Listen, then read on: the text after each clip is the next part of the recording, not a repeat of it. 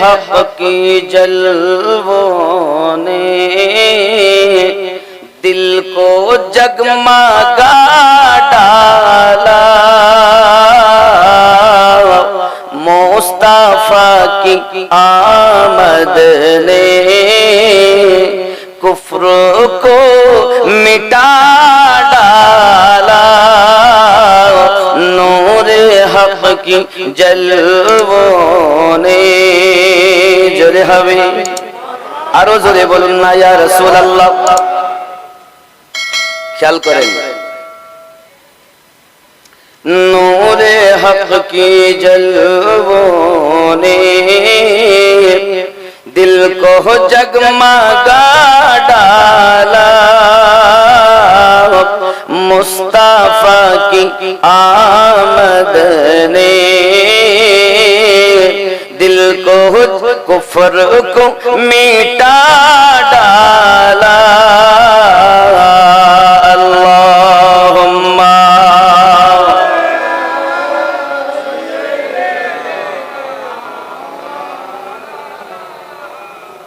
व अला आलि सय्यिदिना। बाबजी, আমি আয়াতে কারিমা তেলাওয়াত করেছি কোরআন শরীফ থেকে ছোট্ট করে দুটো। এক বলেছি লাকাদ মান্নাল্লাহু আলাল মুমিনিনা ইদ বাআসা ফিহিম রাসূলা। আল্লাহ পাক বলেন লাকাদ মান্নাল্লাহু আলাল মুমিনিন, मैंने मुमिनों पर एहसान किया है, आमी मुमिनदेर प्रति दया करेছি, उन्हीं में तादेर मध्य अजमत वाला रसूल प्रेरण करेছি। जोरे बोले, मैंने मुमिनों पर एहसान किया है, उन्हीं में अजमत वाला रसूल भेजा। আমি মুমিনদের উপরে দয়া করেছি, তাদের কাছে তাদের মধ্য থেকে পাওয়ার ওয়ালা রাসূল প্রেরণ করেছি। তো আমাদের নবী পাওয়ার ওয়ালা কে বললেন?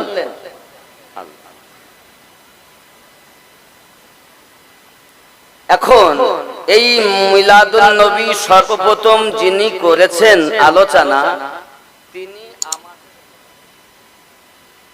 অল্প পরিচয় দিয়ে ওনার জীবনের দিকে যাব। পবিত্র কোরআন শরীফের 3 নাম্বার সূরা, সূরাটির নাম সূরা আল ইমরান, আয়াত নাম্বার 81।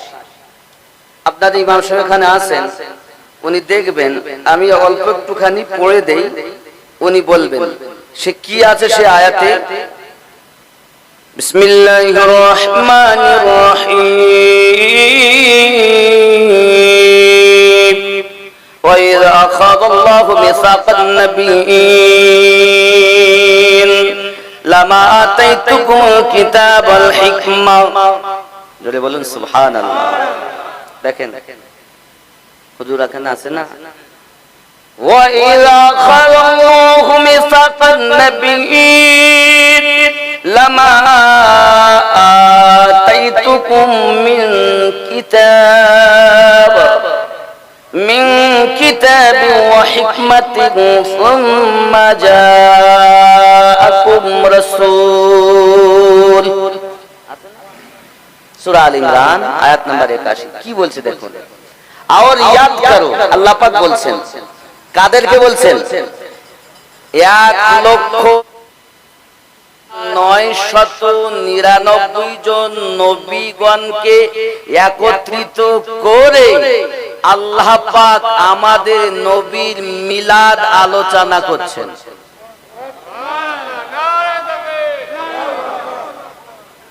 আল্লাহ যদি করেন তো মোল্লা বেদাত বলে কেন?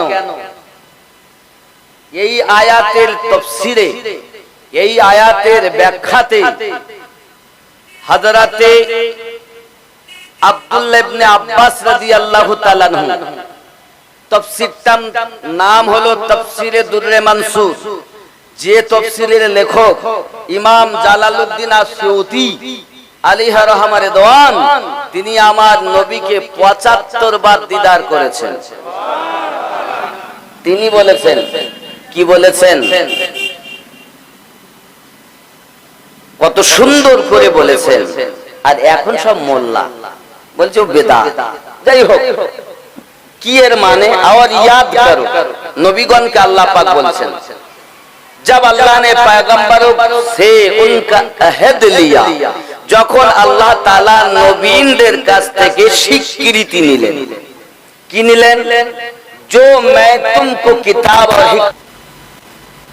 আল্লাহ তোমাদেরকে কিতাব প্রদান করব, হিকমত প্রদান করব, फिर तशरीफ लाए तुम्हारे पास रसूल, আর যখন তোমাদের মাঝে আগমন করবেন রসূল।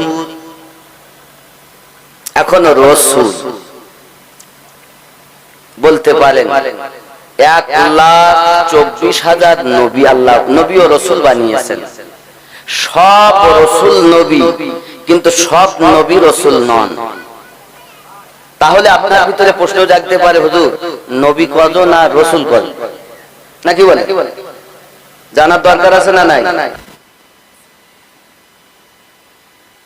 ১১৩ জন, বাকি সব নবী ছিলেন, রসূল ছিলেন না। ৩১৩ রসূল, মতান্তরে ১৪ কেউ বলেছেন। তবে আপনি হিসাব করে দেখুন, ১,২৪,০০০ নবীগণের মধ্যে ও রসূলগণের মধ্যে সব থেকে শ্রেষ্ঠ নবী ও রসূল কাদের নবী? আমাদের না? শ্রেষ্ঠ নবীর আলোচনা আল্লাহ করছেন নবীদেরকে নিয়ে। তাহলে এই মিলাদ, এই আলোচনা করা, নবীর আগমনের কথা, তাশরিফ লায়ে তোমারে, উর্দু এর বাংলা হলো আগমন করবেন তোমাদের মাঝে একজন নবী, একজন রসূল। বাংলায় আমরা বলি জন্ম নেবেন, বা জন্মের সময় উনি আসবেন, আগমন করবেন। তাহলে মিলাদ আল্লাহই বলেছেন। আরবি শব্দ হলো সুম্মা জাআকুম রাসূল। আল্লাহ নিজেই তার ভাষাতে আমার নবীর মিলাদ পাঠ করেছেন। জোরে বলেন নারে তাকবীর, নারে তাকবীর, নারে তাকবীর, নারে রিসালাত। বলেন জোরে বলেন, নারে রিসালাত। অভ্যাস হবে আব্বা, ইয়া রাসূলুল্লাহ বলেন, জোরে বলেন ইয়া রাসূলুল্লাহ, ইয়া রাসূলুল্লাহ। নারে বেলায়াত, ইয়া ওলি আল্লাহ, বেলায়াত, বয়কাল লয়াকার 29 টাকার তো বেলায়াত, বেলায়াতে ওলি হয়, এগুলো শিখতে। যাই হোক, আমি আপনাদের বুঝাতে চাইছি, তাহলে আমরা মিলাদ এখানে পেয়েছি না পাইনি? কোরআন শরীফে হুজুর পাওয়া গেল তো? আমি বিস্তারিত বলবো না, আমি ঘটনার দিকে যাব। এবার আমাদের জানার দরকার, তাহলে আল্লাহ যদি করে থাকেন, তাহলে আর কি কিছু জানার দরকার আছে? আছে। একটা জিনিস বলি, সাহাবীরাও কি করেছেন, সাহাবীরাও কি করেছেন এটাও জানার দরকার। এরপরই আমি ঘটনা শুরু করব, নাকি বলেন? বলবো তো? সাহাবী, অনেকে বলে সাহাবীরা করেনি, বলে না? আচ্ছা, क्या সাহাবায়ে কেরাম ने भी कभी हमारे नबी का मिलाद मनाया है? প্রশ্ন এখানে, কি সাহাবায়ে কেরামেরা কখনো আমার নবীর মিলাদ পাঠ করেছেন? जवाब जी, जैसा कि पहले हम साबित कर चुके, नबी करीम सल्लल्लाहु अलैहि वसल्लम ने खुद अपना मिलाद मनाया, तो इसी तरह सहाबाए किराम ने भी इस सुन्नत को जिंदा रखा। এখানে আগে প্রমাণ করা হয়ে গেছে নবী নিজে তার মিলাদ পাঠ করেছেন, কিন্তু সাহাবায়ে কেরাম ওই সুন্নাতকে জারি রেখেছেন, জিন্দা রেখেছেন। একদিন হুজুর এখানে আছে না, একদিন সাহাবায়ে কেরাম আলাইহিমুদ রিদওয়ান জলসে की सूरत में जमा थे। আমরা যেমন আজকে এখানে বসেছি, সাহাবায়ে কেরাম এই রূপ ভাবে একদিন একত্রিত হয়েছিলেন, जमा थे और महफिल मिलाद मना रहे थे। আর আমার নবীর মিলাদ তারা পালন করতেছিল, जिसमें वो अल्लाह की हम, যে পালনে তারা আল্লাহর প্রশংসা, হামদ ও সানা और नबी पाक की आमद का तज़किरा कर रहे थे, যাতে আল্লাহর প্রশংসা আর নবীর আগমনের জন্ম নেওয়ার তারা আলোচনা করতেছিল। আছে না হুজুর? আছে কি না? তাহলে আল্লাহর প্রশংসা আমরা প্রথমেই করেছি, আগেও আমরা করব। সাহাবীরা এরকম ভাবে করেছেন, আর আমার নবীর আগমনের কথা তারা আলোচনা করছেন। এমন সময় দেখুন और उस पर अल्लाह का शुक्र अदा कर रहे थे। আর এই ব্যাপারে সাহাবায়ে কেরামেরা আল্লাহর শুকরিয়া আদায় করছিলেন যে আল্লাহ তোমার বড় শান যে তুমি আমাদের কাছে এমন একজন নবী পাঠিয়েছো যার উপরে তুমি নিজেই দরুদ পড়তেছো। এই রূপ ভাবে বহু প্রশংসা করছেন। এমন সময় আল্লাহ শুকরিয়া করছেন তারা। तो जब सरकार उस महफिल में तशरीफ लाए और যখন আমাদের নবী সাল্লাল্লাহু আলাইহি ওয়াসাল্লাম ওই महफिले আগমন করলেন, हाय हाय কি বলছে দেখেন, তো उसको बहुत पसंद फरमाया।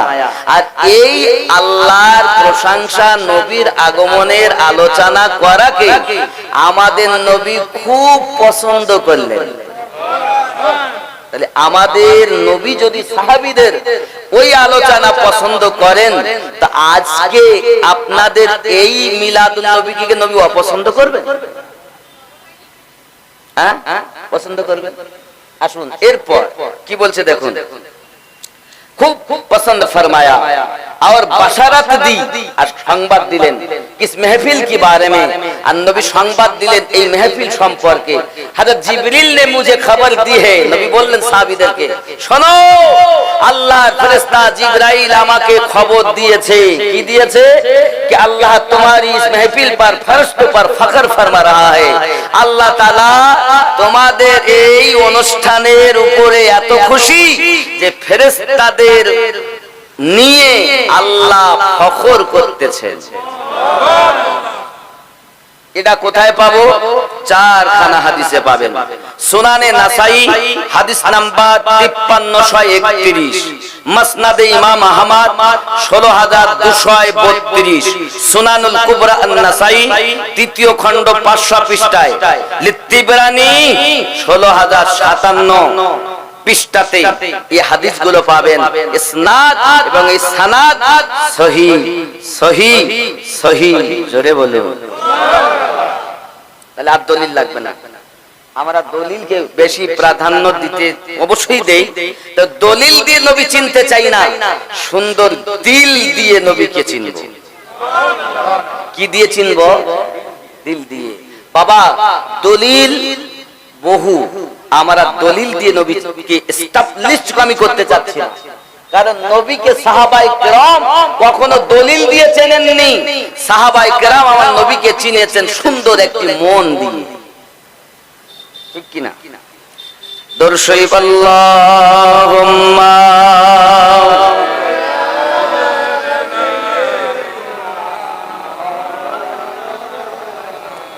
ওয়া আলা আলিহি সাইয়্যিদিনা আবাজি আমার সোনা মানিকেরা 570 খ্রিস্টাব্দে আমার নবী জগতের বুকে আগমন করেছেন। যদি আমার নবী সম্পর্কে আমরা দেখি বিভিন্ন কিতাবের ভিতরে পাবো, গীতাতে পাবো, কুরআনে পাবো, ত্রিপিটকে পাবো, বাইবেলে পাবো, জিন্দা বিস্তাতে পাবো, কোরআন শরীফে পাবো, হাদিস শরীফে পাবো। আব্বাজি আমার বিভিন্ন কিতাবে আমার নবী পাকের আগমনের কথা এসেছে।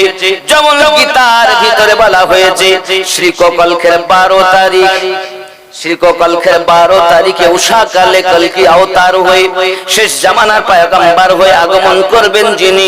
শ্রীকল্পের 12 তারিখে উষা কালে কলকি অবতার আগমন করবেন। পিতার নাম বিষ্ণু যশা, মায়ের নাম সুমতি। রবাহুল গীতা, গীতায় লেখা শ্রীকল্পের 12 তারিখ মানে 12ই রবিউল আউয়াল, উষা কাল মানে সুবে সাদিকে কলকি অবতার হয়ে আগমন করবেন যিনি, তার পিতার নাম বিষ্ণু যশা। বিষ্ণু অর্থ প্রভু, যশা মানে দাস। যে হবে প্রভুর দাস সেই হবে জগৎগুরুর পিতা। আরবিতে নাম হলো আব্দুল্লাহ, যার বাংলা মানেই আল্লাহর দাস। জোরে বলা যাবে? গীতাতে আছে, গীতাতে মায়ের নাম বলা হয়েছে সুমতি। সু অর্থ সুন্দর, মতি মানে মন। যার মন হবে সুন্দর সেই হবে জগৎগুরুর মাতা। আরবিতে নাম হয়েছে আমেনা। আমেনার বাংলা অর্থই হলো সুন্দর মন। জোরে বলা যাবে? নবী পাকের আব্বার নাম, কোন সময় জন্ম নেবেন সেটা, কোন জায়গায় জন্ম নেবেন সেটা, তার মায়ের নাম এবং জগৎগুরু, শ্রেষ্ঠ গুরু, গুরুর গুরু, জগৎগুরু, কলকি অবতার, শ্রেষ্ঠতম পয়গম্বর আমাদের নবীর আলোচনা গীতার ভিতরে করা হয়েছে। এখন কেউ যদি বলে আমি মানবো না, আমি তোমার ঘাড়ে লাঠিও মারবো না, জানা ভালো, মানা না মানা ব্যক্তিগত ব্যাপার। কথা বুঝতে পারছেন? জি। আমার জওয়ান যুবক সোনা মানিকেরা, তাহলে কলকি অবতার জগৎ গুরু হয়ে দুনিয়ায় জন্ম নেবেন মরুভূমি অঞ্চলে মক্কা শহরে। আব্বাজি আমার, এখন ওনার আব্বার নাম আব্দুল্লাহ, মায়ের নাম হলো আপনার কিনা সুমতি। এখন বাবা আমার, উনি যখন দুনিয়া জমিনে আমার নবীকে জন্ম দিয়েছেন 570 খ্রিস্টাব্দে জন্ম হবেন এমনও সময় মহান আল্লাহ পাক আল্লাহ তাআলা অনেক কিছু ঘটনা ঘটিয়েছেন। ফেরেশতা জিবরাইলকে বলেছেন তিনখানা পতাকা নিয়ে যাও, একটা পতাকা মাশরিকে, একটা পতাকা মাগরিবে, আর একটা পতাকা কাবা ছাদের উপরে লাগাবে। আমার নবী দুনিয়ায় মিলাদ পাক হবে নবী পাকের, আল্লাহ তিনটি ঝান্ডা লাগিয়ে দিয়েছে ফেরেশতা জিবরাইলের মাধ্যমে। এখন কেউ যদি বলে নবীর নামে ঝান্ডা লাগানো বেদাত, আমি বললাম বেদাতের ফতোয়া আগে জিবরাইল আল্লাহর প্রতি দেয়। যদি বলেন হুজুর আপনি কথা বললেন কোন কিতাবে আছে, কিতাবের নাম হলো আব্বাজি আমি বলে দিচ্ছি আল বিদায়া ওয়ান নিহায়া, 6ষ্ঠ খণ্ড 299 পৃষ্ঠাতে এই হাদিস খানা মওজুদ আছে। আল্লাহ পাক আল্লাহ তাআলা তার ফেরেশতা জিবরাইলের দ্বারাতে পতাকা লাগিয়েছে।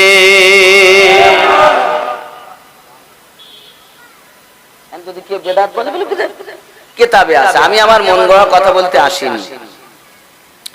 আব্বাজি আমার সোনা মানিকেরা, 2 নাম্বার ব্যাপার, আল্লাহ পাক আল্লাহ তাআলা বলেন জিবরাইল 1 লাখ ফেরেশতা নিয়ে যাও, মিকাইল 1 লক্ষ ফেরেশতা নিয়ে যাও, ইসরাফিল 1 লক্ষ ফেরেশতা নিয়ে যাও, ফেরেশতা ইজরাইল মালাকাল মাউত তুমিও 1 লক্ষ ফেরেশতা নিয়ে যাও। কোথায়? জমিনে আব্দুল্লাহর বাড়ির কাছে যাইও, আমার হাবিব আগমন করবে বলে সবাই মিছিল করো। এজন্য আমি বাংলাতে গজল বলেছি, আব্দুল্লাহর ওই বাড়িতে নূরি মেলা লেগেছে, আব্দুল্লাহর ওই বাড়িতে নূরি মেলা লেগেছে, দলে দলে চারিধারে ফেরেশতারা ঘুরিছে, আব্দুল্লাহর ওই বাড়িতে। জোরে হবে।